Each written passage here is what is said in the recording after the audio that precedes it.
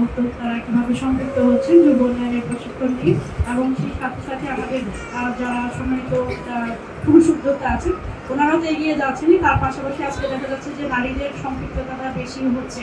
এখানে আমাদের এক পাশে দেখলাম যে নারীদের সংখ্যাই বেশি, যেটা আমাকে অনুপ্রাণিত করে এবং অন্যান্য নারীদেরকেও এভাবে অনুপ্রাণিত করবে বলে আমরা আশাবাদী।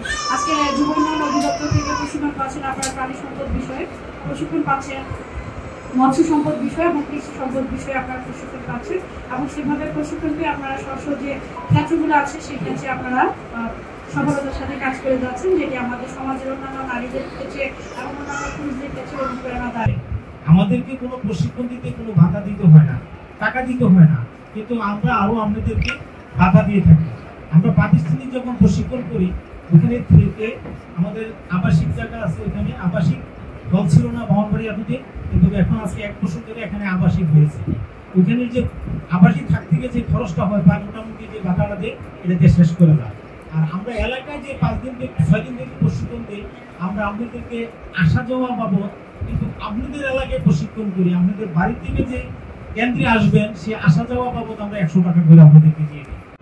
যুব প্রশিক্ষণের বিভিন্ন বিষয় নিয়ে আমরা আলোচনা শুনলাম, যেটি আমাদের আর্থসামাজিক প্রেক্ষাপট পরিবর্তনের এবং নিজেদের বেকারত্ব ঘুচানোর জন্য অনেক সহায়ক এবং অনেকগুলো পন্থা এখান থেকে উঠে আসছে বলে মনে করি।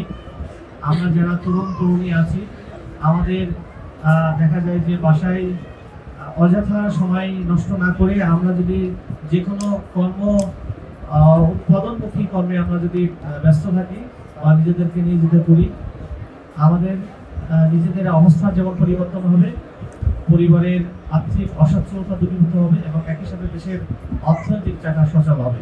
তো এই ক্ষুদ্র ক্ষুদ্র থেকে কিন্তু বৃহৎ কোনো কিছুর সৃষ্টি হয়। তো আপনাদের যে একেবারে ছোট ছোট ইনকাম, এইগুলোকে আপনারা অবহেলা করবেন না। এই ছোট ইনকাম থেকে শুরু করে একদিন কিন্তু আপনি বড় হবেন। আমাদের প্রথমে যিনি একজন তরুণ উদ্যোক্তা, ওনার সফলতার কথা উনি বলেছেন। উনি কিন্তু রিস্ক নিয়েছেন। আসলে নো রিস্ক নো গেইন।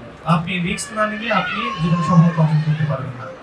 সুতরাং আপনাকে রিস্ক নিতে হলে আবার আপনাকে পরিশ্রমী হতে হবে, আপনার কৌশল জানতে হবে, প্রশিক্ষণ নিতে হবে।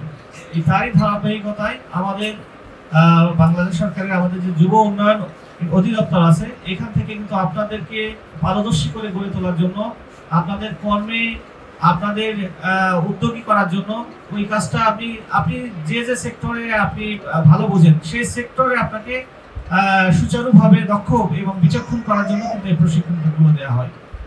কেউ হয়তো হাঁস মুরগি পালন যদি কেউ করতে চান, আপনি বৃহত্তর আপনি ছোট ছোট প্রজেক্ট শুরু করে তারপরে আপনি বৃহৎ পরিসরে সেটা করতে পারেন। সে বিষয়ে আপনার প্রশিক্ষণ থাকলে আপনার রিস্কটা কিন্তু কম থাকবে। আপনি জানেন যে কখন আপনার মুরগিটা কোন ট্যাবলেট খাওয়াতে হবে বা কোন ওষুধ তাকে দিতে হবে। তো এই বিষয়গুলো আপনার জানা থাকলে আপনি এই আপনার যে ব্যবসা, এই ব্যবসার যে ঝুঁকিটা থাকে এই ঝুঁকি থেকে আপনি মুক্ত হতে পারবেন। একই সাথে আপনাকে দেখতে হবে যে বর্তমান সমাজের প্রেক্ষাপটে কোন কোন বিষয়গুলো প্রচলিত রয়েছে, সেই বিষয়গুলো আপনাকে প্রশিক্ষণ দিতে হবে।